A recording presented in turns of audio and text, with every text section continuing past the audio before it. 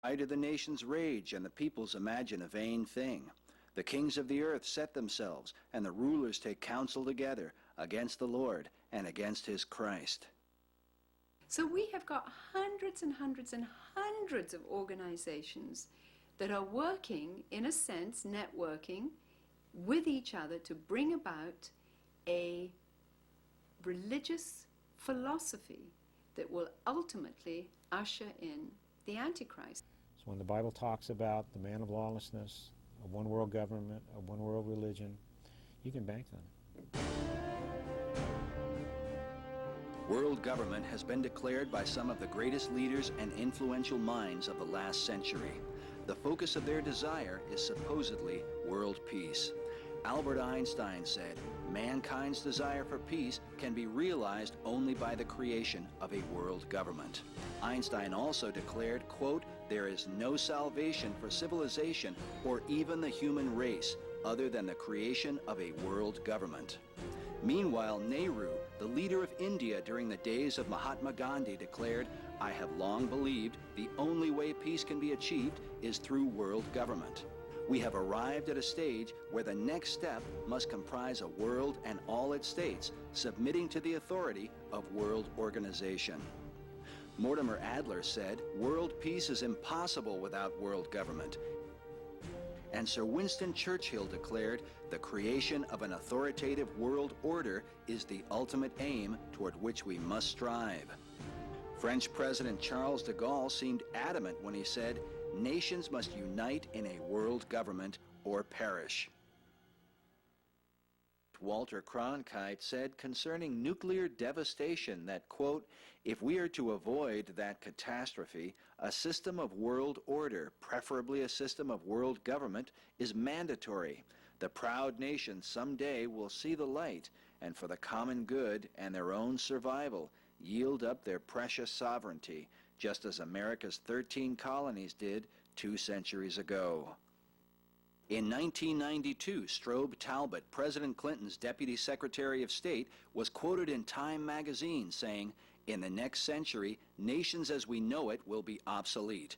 All states will recognize a single global authority.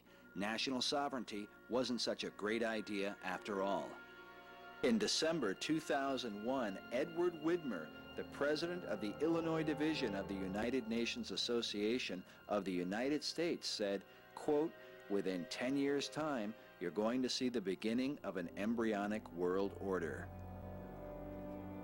Britain's Prime Minister, Tony Blair, said, quote, globalization has transformed our economies and our working practices.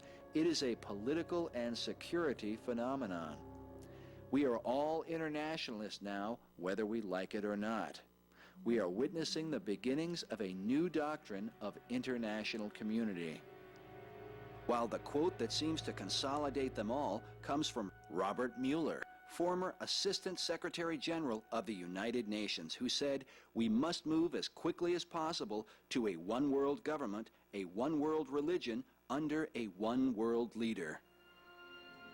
As to what manner of leadership is under consideration, consider this quote from Paul Henry Spaak, the former Secretary General of NATO, who in 1957 said, what we want is a man of sufficient stature to hold the allegiance of the people and to lift us out of the economic morass into which we are sinking.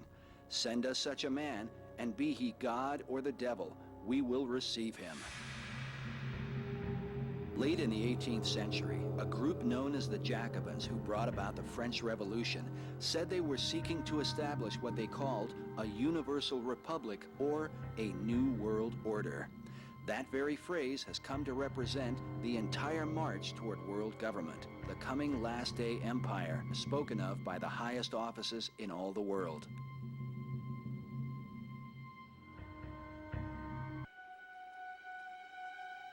Robert Kennedy, the former U.S. Attorney General in 1967, said, all of us will ultimately be judged on the effort we have contributed to building a new world order.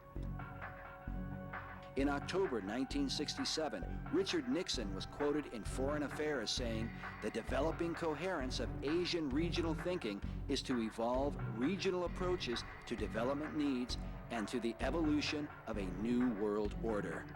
A few years later, the New York Times reported that Nixon spoke of the talks as a beginning, merely reiterating the belief he brought to China that both nations share an interest in peace and building a new world order.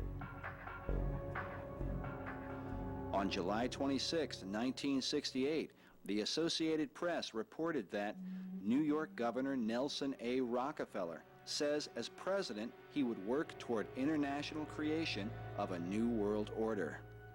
In 1976, a new document surfaced that was called the Declaration of Interdependence. It was signed by 32 U.S. senators and 92 representatives in Washington, D.C. It read, in part, 2 centuries ago, our forefathers brought forth a new nation. Now we must join with others to bring forth a new world order. And Henry Kissinger, in an address before the United Nations in 1975, said, "So we say to all peoples and governments, let us fashion together a new world order."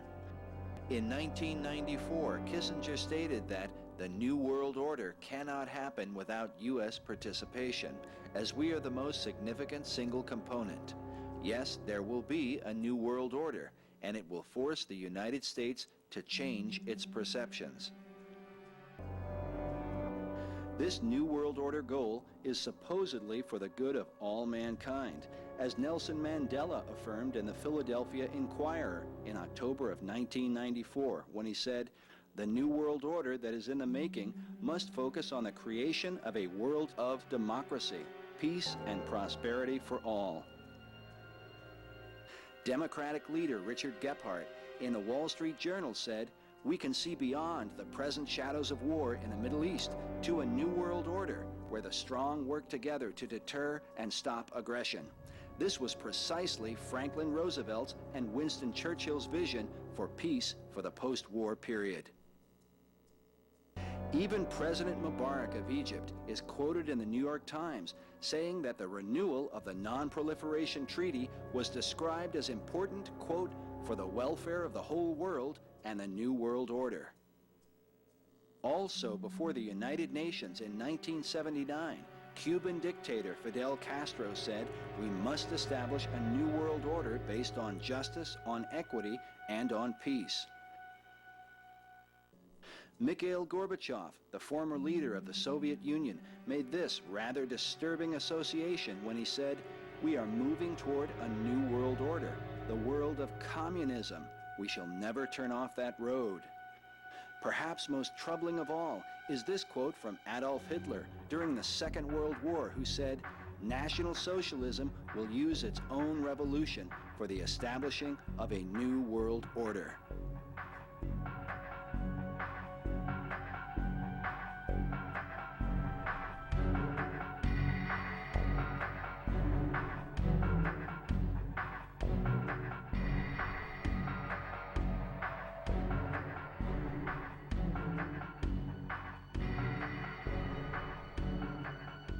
Such disturbing statements about the New World Order are not confined to Hitler.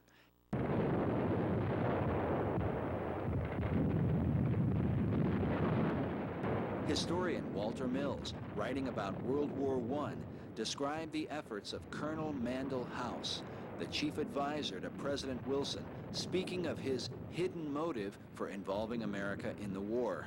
He wrote, "The colonel's sole justification for preparing such a batch of blood for his countrymen was his hope of establishing a new world order of peace and security." The Bible says, "The day of the Lord will come just like a thief in the night. For while they are saying peace and security, then destruction will come upon them suddenly, like labor pains upon a woman with child, and they will not escape." The labor pains or birth pangs a woman suffers during childbirth come suddenly, but not all at once. The contractions are usually spread apart at first and can continue for many hours. But as the labor reaches its climax, the contractions quicken until they come one right after another. This is the picture given in the Bible of how catastrophic events will progress as the day of the Lord approaches. The starting gun for these contractions seems to be the cry of peace and security, as we saw with Colonel House and the First World War. In fact, during World War I, Nicholas Murray Butler, who ironically would win the Nobel Prize for Peace, gave this mysterious address before the Union League of Philadelphia on November 27, 1915. He said, "The old world order died with the setting of that day's sun, and a new world order is being born while I speak, with birth pangs so terrible that it seems almost incredible that life could come out of such fearful suffering and such overwhelming sorrow."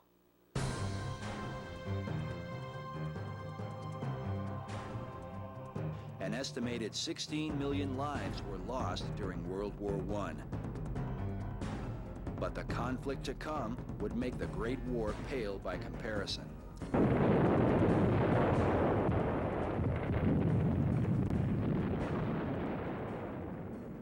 While the numbers vary, it is now estimated that some 50 million lives were lost as a result of World War II, a birth pang which began with a similar declaration of peace for the sake of security. British Prime Minister Neville Chamberlain met with Adolf Hitler in 1938 to draft the Munich Accord for the purpose of supposedly providing security for Czechoslovakia and to assure the peace of Europe. Chamberlain arrived back in London with this historic announcement. This morning, I had another talk with the German Chancellor, Herr Hitler. And here is the paper which bears his name upon it as well as mine.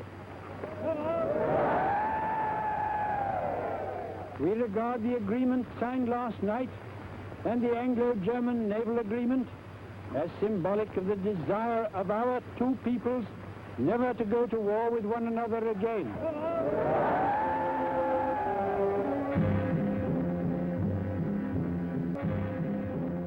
"I believe it is peace for our time," he said. "Go home and get a nice quiet sleep." So confident were the British, they posted signs saying, "Don't mind Hitler, take your holiday." 6 months later, Hitler violated the agreement when the Nazis invaded Czechoslovakia. In less than a year, World War II was officially underway.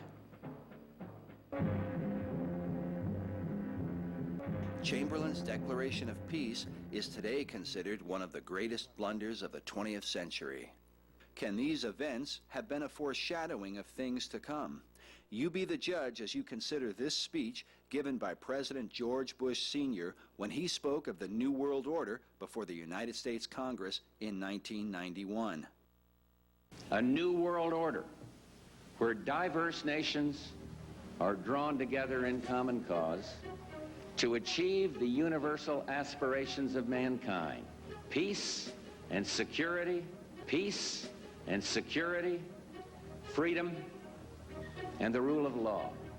Some find it interesting that President Bush made this declaration on September the 11th, 1991, exactly 10 years prior to the destructive attack on America. But Bush had spoken of the New World Order a year before. Concerning the crisis in the Persian Gulf, he said, "Out of these troubled times, a new world order can emerge." These words he spoke on September the 11th, 1990, 11 years prior to America's tragedy. Can all these things be merely coincidence? And why would world government and a desire for peace and security bring about destruction? Jesus said, "My peace I give unto you, not as the world gives, give I unto you." Can it be that the world peace pursued by kings and rulers is somehow contrary to the peace of Christ?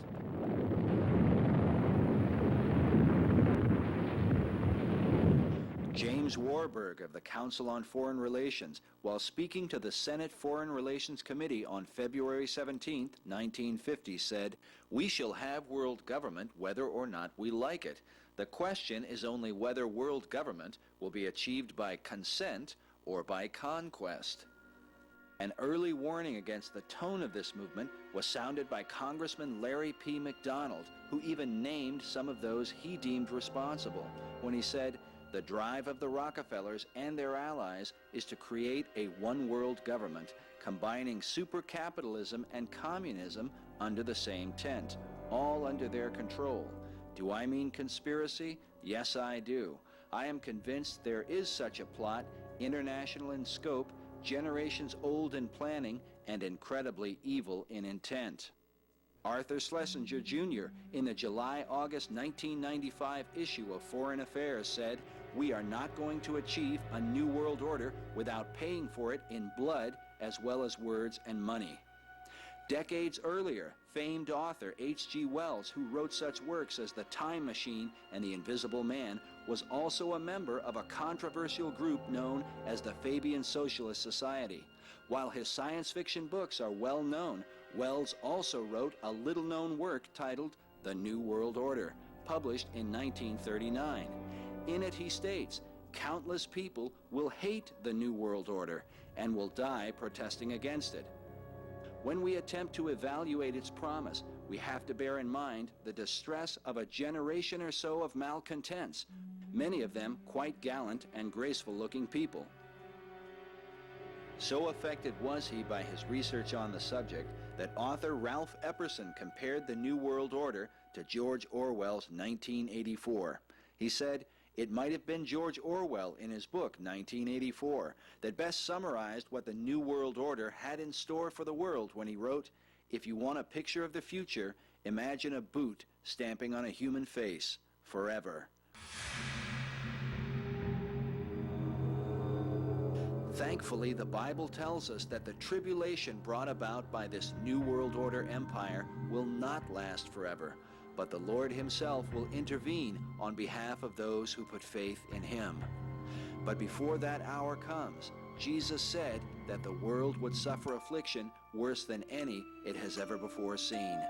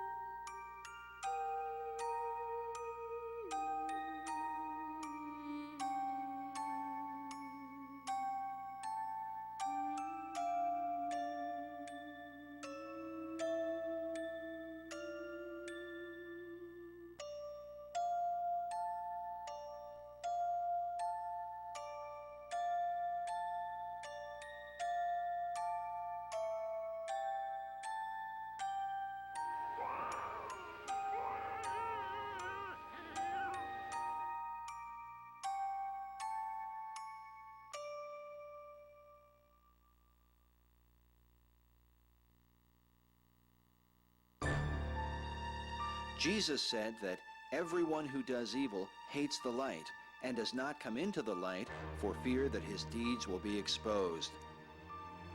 Many believe that the drive for a new world order is a secret operation and that those who are aware of its true intent know full well that what they are planning is a kingdom of evil.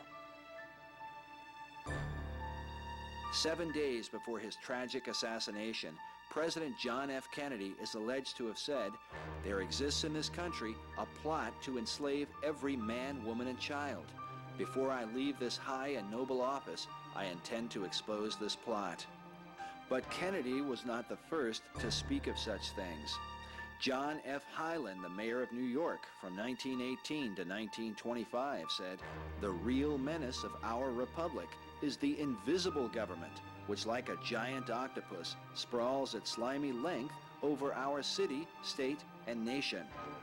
World War II General Douglas MacArthur said, "I am concerned for the security of our great nation, not so much because of any threat from without, but because of the insidious forces working from within." Supreme Court Justice Felix Frankfurter is quoted saying, "The real rulers in Washington are invisible and exercise their power from behind the scenes." Even President Woodrow Wilson supported such claims. Today, the White House website reports that Wilson, quote, "asserted international leadership in building a new world order. However, in 1913, Wilson wrote these words in a work titled The New Freedom. He said, "Some of the biggest men in the United States are afraid of something.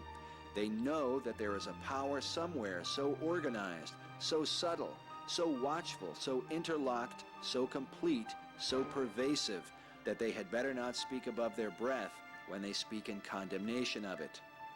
But is this secret power only at work in America? A century earlier, English Prime Minister Benjamin Disraeli wrote, "The world is governed by very different personages from what is imagined by those who are not behind the scenes." Disraeli warned of a worldwide conspiracy in 1876 when he said, "The governments of the present day have to deal not merely with other governments, with emperors, kings, and ministers, but also with the secret societies, which have everywhere their unscrupulous agents and can, at the last moment, upset all the government's plans." In 1920, the Christian Science Monitor wrote that, "What is important is the increasing evidence of the existence of a secret conspiracy throughout the world for the destruction of organized government and the letting loose of evil." While much has been written and said about various conspiracy theories, the Bible makes it clear that the world conspiracy is ultimately against God himself. King David wrote, "Why do the nations conspire, and the peoples plot in vain? Their kings revolt, their rulers plot together against the Lord and against the king he chose." Most researchers who investigate the New World Order at some point trace the movement back to Bavaria in the 18th century, to a man named Adam Weishaupt, a professor of canon law at the University of Ingolstadt, a school of the Roman Catholic Jesuit order. Some claim that Weishaupt himself was a Jesuit. Others say that he was not. Nevertheless, the influence of this powerful order is not to be overlooked. From their beginning with founder Ignatius Loyola in the 16th century, the Jesuits were a subversive organization known for their lust for power, because of which they were suppressed by popes and banished by kings no less than 30 times from the nations of Europe. So nefarious were they that the Marquis de Lafayette in 1799 said of them, "It is my opinion that if the liberties of this country, the United States of America, are destroyed, it will be by the subtlety of the Roman Catholic Jesuit priests, for they are the most crafty, dangerous enemies to civil and religious liberty. They have instigated most of the wars of Europe." Napoleon Bonaparte, while lamenting his exile on St. Helena, said, "The Jesuits are a military organization, not a religious order. And the aim of this organization is power. Power in its most despotic exercise, absolute power, universal power, power to control the world by the volition of a single man." Even President John Adams wrote these shocking words in a letter to Thomas Jefferson. Of the Jesuits, he said, "If ever there was a body of men who merited eternal damnation on earth and in hell, it is this Society of Loyolas." It was among such men that Adam Weishaupt gained the skills that would one day earn him the credit of being called the profoundest conspirator that has ever existed. Weishaupt had his own lust for power and formed a secret society whose plan was to revolt against all established authority on earth. He codenamed himself Spartacus and called his society the Illuminati. The name Spartacus pertains to the ancient gladiator who rebelled against the tyranny of Rome, while the name Illuminati pertains to the greatest rebel of all time. Author Myron Fagan writes that Weishaupt himself said that the word Illuminati is derived from Lucifer and means holders of the light. The Illuminati is so called because they are the illumined ones. And they are illumined through, according to their own definition of the term, they are illumined by an understanding of the occult sciences, of the satanic sciences, of the mysteries religions. They are illuminated. They are not illumined according to Scripture. Oh no. They are illumined according to occult doctrine, occult understanding, and occult power. And much of their occult power comes through an interaction with guiding spirits, which the Bible calls demons. For they are the spirits of demons that go forth unto the kings of the earth and of the whole world to gather them to the battle of that great day of God Almighty. And he gathered them together into a place called in the Hebrew tongue Armageddon.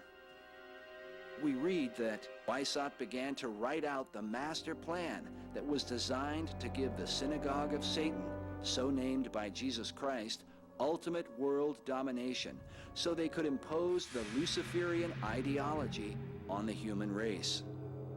But in order for Weishaupt to bring forth his new order, he needed to somehow destroy the old order. The method he chose was to bring about a world revolution. Professor John Robeson, who exposed the Illuminati in his work titled Proofs of a Conspiracy, published in 1798, wrote, "The true purpose of the order was to rule the world. To achieve this, it was necessary for the order to destroy all religions, overthrow all governments, and abolish private property." Because the average man would not openly follow a satanic plan, the agenda of the Illuminati was to be concealed through secret societies, some of which trace themselves back thousands of years. It was these same powers that Prime Minister Benjamin Disraeli warned were contending against the governments of the world. This plan that goes back hundreds, if not thousands of years, tends to be kept in the bowels of these blood oath secret societies. And by that I mean the Shriners, the Freemasons, the Odd Fellows, the Illuminati, the Order of the Palladian. There are literally dozens of names down throughout the centuries that this goes by. But it has to be in one of these groups where you have to swear to kill a fellow member of the society if they reveal the secrets, or you yourself be killed by a member of the society if you reveal the secrets. That's what blood oaths are. And they start out bad, but they get worse as you go up in the organization. Now, not all of them take it all that seriously. Some of them just do it because, as I was promised when I was 21, you become a Mason, your financial fortunes are guaranteed for the rest of your life. And, I bolted. I said, no, I'm not, I don't think Christ would approve of this. Weishaupt saw in the ancient orders of Freemasonry an opportunity to commission foot soldiers for his cause of world domination. He wrote that none is fitter than the 3 lower degrees of Freemasonry. The public is accustomed to it, expects little from it, and therefore takes little notice of it. Weishaupt felt that Masonry was the easiest way to get a good Christian guy on the path of destruction, essentially, where you can have them take little baby steps on this path. It's a system they've been working on for thousands of years. They've really got it down. They know how to gradually, gently corrupt people from Christendom, first of all, to deism. Of course, deism is where, yes, God started the world, but then he took off, and he has no place in the affairs of men now. And so you don't have to worry about God, you don't have to worry about heaven and hell. You just kind of do your thing, and everything will be okay. Deism to atheism is the next step. Atheism, where you claim there is no God, and then, of course, the next step is out and out Satanism. And interestingly enough, Satanists know there's God, know there's a heaven and hell, and they just choose hell, and they choose to drag as many people into hell as they can. Yes, Masons were instrumental in the founding of this country. A large percentage of the founding fathers were Masons, but that doesn't mean that a large percentage of the founding fathers were evil men. You have to look at Masonry as a way to get good Christians, to lure good Christians gradually over to deism, to atheism, and eventually to Satanism. That's the purpose of Freemasonry. It's to lure good people into these evil roads. Why? Because if you have an evil secret society where you're trying to create the Antichrist here on earth, not many people are going to come and join up. So you have to convince them that they're doing something good for the world, gradually get them in, and little by little try to corrupt them. Weishaupt gained the allegiance of low-level Masons by telling them that the Illuminati held the true sense of Christianity. Behold our secret, he said, if in order to destroy all Christianity, all religion, we have pretended to have the sole true religion, remember that the end justifies the means. Because of this, some have argued that Weishaupt corrupted Freemasonry.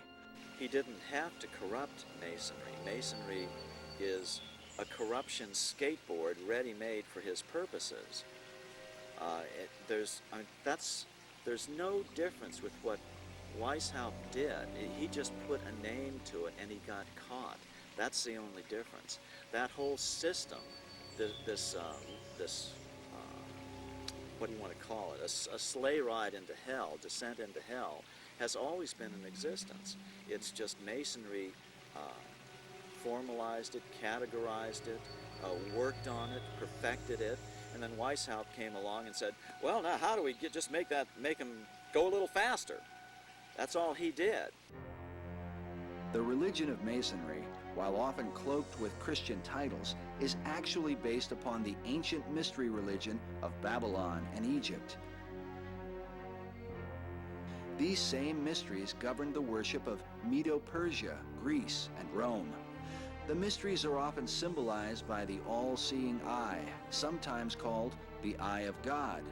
But the God of Masonry is not the same as the God of the Bible. None was more adamant about this point than the man considered by many to be the most influential Mason of all time, Albert Pike. Albert Pike was a Confederate Civil War general who was the head of American Freemasonry in the post-Civil War period. He's certainly the most important American Mason. His book, Morals and Dogma, is required reading for every Freemason. He says on page 624, the 28th degree, Teachings of the 28th Degree, he says, quote, Masonry is identical with the ancient mysteries,